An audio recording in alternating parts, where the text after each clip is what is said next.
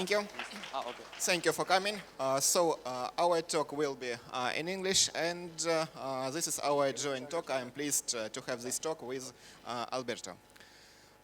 We are speaking about sidechains and approach for sidechains. Sorry. Okay, we have the significant limits of the currently widely used blockchains in their throughput and their scalability and in their interoperability. We need to have solutions that have higher throughput, that are highly scalable, that are universal, and that can support a lot of functions. But we cannot put this into the main chain consensus. Otherwise, we will have extremely complex system. This complexity will become unmanageable, and this will create significant threats to security and to proper operation of the system. And in this case, we use the sidechain approach. We improve decentralization, we improve robustness. We allow to use different consensus rules for different independent chains. Some chains can be fully decentralized. Some chains even can be centralized or government controlled, or something like that. So we have very strong main chain consensus, and we have various operations in the side chains. What do we want to get in these side chains? We would like to have main chain coin that will be used in the side chain, but we need to have high level security guarantees, the same level of security guarantees that we have in the main chain. This is a traditional open problem for side chains because if we follow decentralized solutions, in this case we have some consensus, and this consensus follows honest majority rule. And if we can use this assumption, it is a very good assumption for the main chain. For side chains, it may become a too strong assumption. Because if we use traditional approach for side chains, it means we have some committee or some other solution, and this committee will own all coins that are moved to the sidechain. It is an extremely serious problem for security. Moreover, if we have enough small participants that participate in consensus in the sidechain, in this case, it may lead to the problem that it turns into the business model where someone can just aim to get majority in this sidechain and steal all coins from this sidechain. So we want to avoid this problem. We would like to have sidechains that this sidechain will provide all security guarantees that is provided by main chain. They don't require constant online presence of participants that are used in use sidechains. And so we would like to keep sidechains as convenient as the main chain for users, but at the same time we need to keep the high-level security guarantees. So this is our security approach.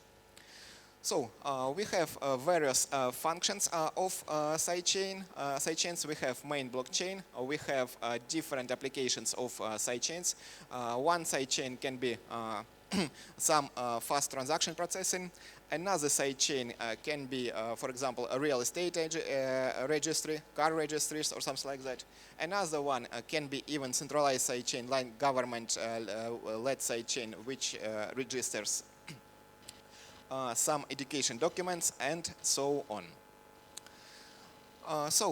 We have different sidechain constructions. This sidechain construction use some type of federation or they use some additional approach that prevents Goldfinger attacks. There are some another approaches, and we propose our solution, which is Zen-Do. So it is a cross-chain transfer protocol which is based on SNARK-based concepts. Main chain is not aware of consensus, which is run on sidechains. So a sidechain can run a very different consensus, and main chain does not know to learn all. Maybe I will move a little bit here because I can see a lot of echo. So main chain does not need to know consensus rules for sidechains, but keep security guarantees for all sidechain. So sidechains become efficiently verifiable on the main chain side, and we have these security guarantees. So people can move coins to sidechain, exchange coins in these sidechains, and get back coins in the main chain. And in this case, users should not worry about security of their tokens. If they have tokens in the main chain and move them in the sidechain, got them in the sidechain at any moment, that can get back them into the main chain. Moreover, if even there are some security problems, for example, dishonest majority in the sidechain or something like that, this can be efficiently handled by the sidechain construction. Okay, so if we consider regular operation of then do, we have main chain, we have transfers from main chain to sidechain, and users here exchange coins. And at some moment, users take some user takes their coins and moves them back into the main chain. To move coins from main chain to the sidechain, we use forward transfers.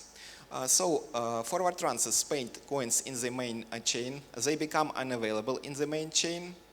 And these blocks with such forward transfers are referred in the sidechain. These coins cannot be spent, and sidechains follow the main chain and know about such transactions. When users want to get back their coins from the sidechain to main chain, they use so-called backward transfers. They initiate special type of transaction in the sidechain, and these transactions are gathered into a special transaction which is called withdrawal certificate, and this withdrawal certificate regularly appear in the main chain. So we have epochs, given time intervals, and within given time intervals, such transactions appear in the main chain. Main chain should efficiently validate a certificate, and we must have here a fully decentralized solution with no any trusted party. And to provide this, we use SNARKs, zero knowledge SNARKs. With SNARKs, we provide correctness of all transfers within the sidechain. So all transactions that are provided in the sidechain, they are proved with SNARKs, and this SNARK is very efficiently verified in the main chain. As a result, we get the following. The sidechain logic is fully decoupled from main chain, and we have it in decentralized way. So we have main chain, and this main chain doesn't know about consensus on the sidechains, but it is efficiently verifies all transactions that were done in sidechains. Okay, so if we look here, we will see that we have main chain, we have some forward transfer. This forward transfer is provided in the main chain. Sidechain references such blocks. Users exchange their coins in the sidechain. Some users would like to get their coins back into main chain. They form withdrawal request, and this withdrawal request appears as a certificate in the main chain. And we have the sequence of such epochs. The length of such epochs can be very different, depending on purpose of the sidechain. Okay, so now I'm giving word to my colleague, Alberto. Please. Thank you, Roman. Okay, let's start from the focus. As Roman said, main chain must be totally decoupled from the sidechain. So main chain doesn't know the rules of the sidechain. But how can main chain really validate if the backward transfers that are coming to the main chain are valid? And especially, what means valid? What means legitimate? Because every sidechain has its own rules. So let's see, for example, this scheme where we have some sequence of transactions on the sidechains, and then we have a withdrawal request that sends coins from the sidechain to the main chain. And main chain received the certificate with the list of backward transfers for this epoch.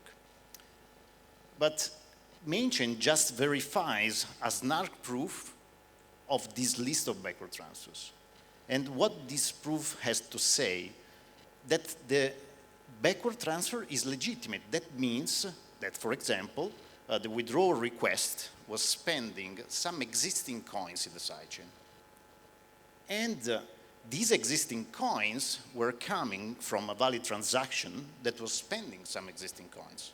And so you can see that there is a sort of a recursive history that must be validated. So the backward transfer history has to be valid following the sidechain rules. So how can we achieve the fact that we can verify that some coins were existing in the sidechain at any given moment? We organize the UTXO set in a Merkle tree. And so we have these states. So at any moment, the sidechain can be represented with a state that is the list of UTXOs currently present in the sidechain. So for example, we can see here where the leaves are UTXO1, UTXO2, and UTXO4. They are organized in a Merkle tree, and the state can be represented as the Merkle root of this Merkle tree. And then we have a transaction that is happening inside the sidechain that is spending some existing coins there. So, for example, UTXO1.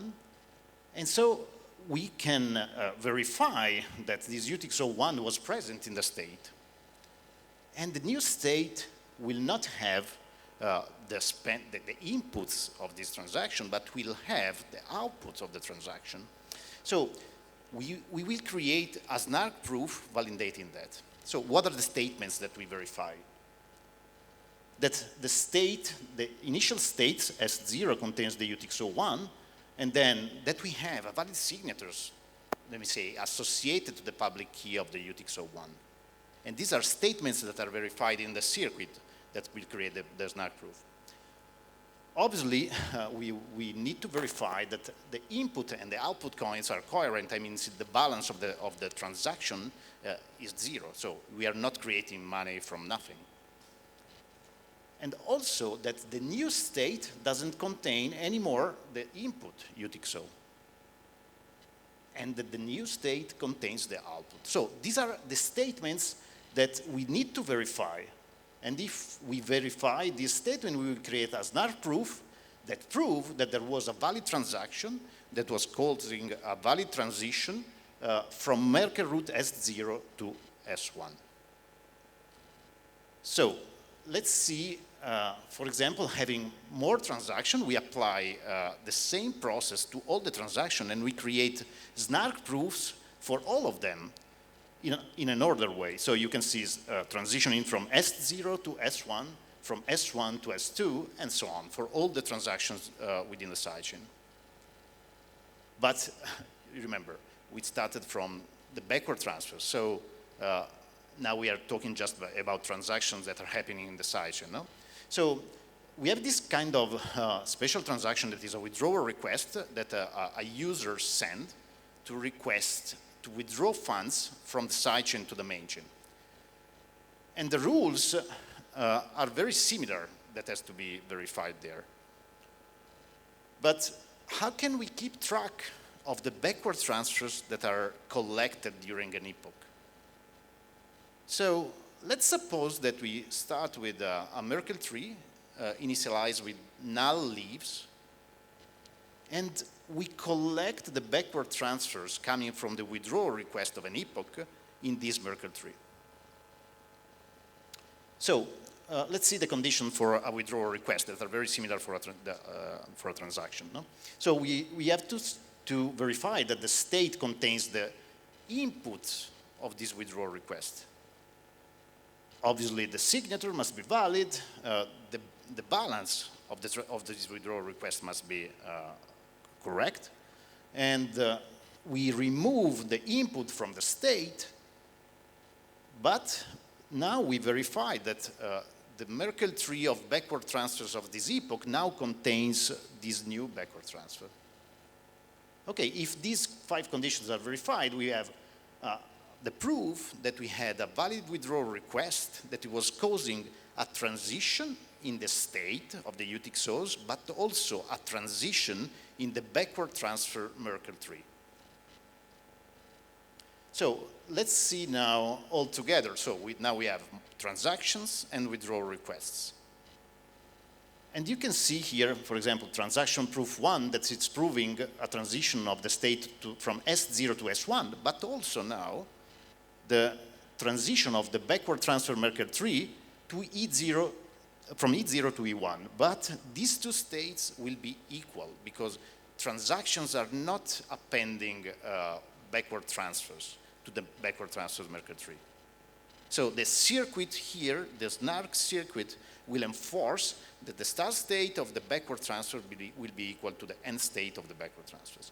And we are doing it for all the transactions, and instead for the withdrawal request, we will have a proof that proves the transition of the state, but also the transition of the backward transfers Merkle tree. Okay, but now we have many proofs, but we want to end up in the main chain with a unique proof for the certificate. So we have to prove, with a unique proof, the list of backward transfers. So how can we end up with a unique proof? Okay, we use recursive SNARKs, and in particular, we verify in a circuit other proofs. So let's suppose that we have a circuit that is able to verify proofs. So, and let's suppose that we have the proof for transaction 1 and the proof for the withdrawal request 1. We will have a circuit that will verify these 2 proofs given these public inputs, and also will verify that the end states of transaction 1 are equal to the start states of the withdrawal request. In this way, we will end up with a merge proof that proves the transition from S0 to S2, so we can forget S1. And the same about E1.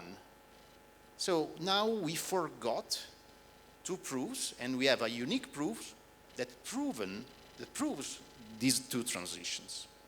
And we do it for every transaction and every withdrawal request during this epoch. So as you can see here, we organize the proofs in a Merkle tree-like structure, and we will end up with a unique proof.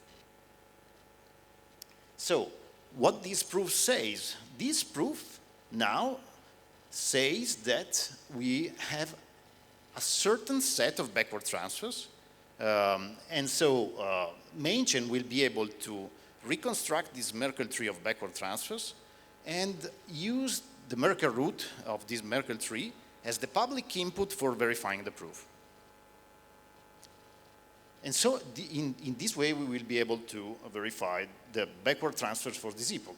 So what do we achieve? With this system, a malicious actor cannot withdraw funds from the sidechain without knowing the private keys of the funds on the sidechain. So we don't rely on trusted parties. So main chain doesn't have to blindly believe what is stated by these trusted parties. There are no trusted parties. Everything is cryptographically validated. So let's see now particular kind of attack that can happen in these kind of scenarios where you have a succinct state and a SNARK proof of this succinct state, and when the content of the state is hidden. So let's suppose that a malicious actor takes the control of the sidechain and publish an unknown state. And for a known state, the content of the Merkle, we mean that the content of the Merkle tree is unknown. And then stops publishing certificates. So the honest forgers on the sidechain cannot extend the history because they don't know the content of the state, of the UTXO state. No? And so they cannot provide anymore a valid certificate. And now the funds of the users are stuck on the sidechain. No more certificates, no more way for interacting with the sidechain. So how can we do? How the users can withdraw their funds? So in order to withdraw the coins, the user needs to prove to the main chain that they had some coins in the past and that these coins are still there. Okay, to prove that they had some coins in the past can be, easily solved by publishing within the certificate the Merkle root of this UTXO state. No? At every certificate, you publish also this Merkle root. And so they will be able, by providing the Merkle path, to prove that the UTXO was existing. But how can we prove that they didn't spend such coins up until now? So we introduce another kind of structure that is a bit vector that let's say, for each position in the UTXO state in an epoch, says if this UTXO has been spent. So you raise this bit, the corresponding bit to 1 if the UTXO was spent. And you do it for the whole epoch. And also the bit vector is, validated by the SNARK proofs. So in this way, the user will have the possibility to provide a proof that for all the subsequent epochs, his UTXO, the position of his UTXO was kept untouched. And in this way, he will be able to prove to mainchain that he has some funds, even if the mainchain doesn't know the structure of the sidechain, and even if the sidechain is not alive anymore. So just interacting with the mainchain, he will be able to provide a SNARK proof that the UTXOs are still there. And so he will be able to withdraw his funds. Okay, let's see another kind of attack that is similar, where a malicious actor took the control, but instead of stopping producing the certificates, he keeps censoring withdrawal requests on the sidechain side. So users will not have the possibility to withdraw the funds because their withdrawal request is not accepted anymore. So we introduce another kind of transaction that is happening on the main chain, that is a main chain backward transfer request, where the users asks for withdrawing. This transaction is sent to the main chain, and it is included in a main chain block. But how can we enforce on the sidechain side the processing of these requests? So the circuit on the sidechain side process main chain block references, let's say sidechain related information about main chain blocks. So for example, if we had a forward transfer, as Roman said before, also this forward transfer will be processed by the circuit, but not only the forward transfer, also the main chain backward transfer request. And so we will be able then to enforce to process all the content of the main chain block references and all the main chain block references of an epoch. And at the end of the epoch, we will end up with a proof that we processed on the sidechain, starting from some main chain block cache and ending up with another main chain block cache. So we can see this scheme where we have above main chain, and on main chain block 100, the main chain backward transfer request claiming some UTXO. And on the sidechain side, we will have a circuit, or better, we will have a prover that will have to process this request and verify if the UTXO1 is present in the state. And if it is present, he will be obliged to put a backward transfers in the set of backward transfer of this epoch. And so we will process all the main chain block references up to the end of the epoch. And we will end up with a proof, with a certificate, with the backward transfers list, and also a proof that we processed all the main chain block references of this epoch. In this way, the user will be able to force the sidechain to ask, to answer to the request of withdrawing. And so he will be able even to withdraw, even if the sidechain is fully maliciously controlled. Okay, that's all, and thanks for the attention.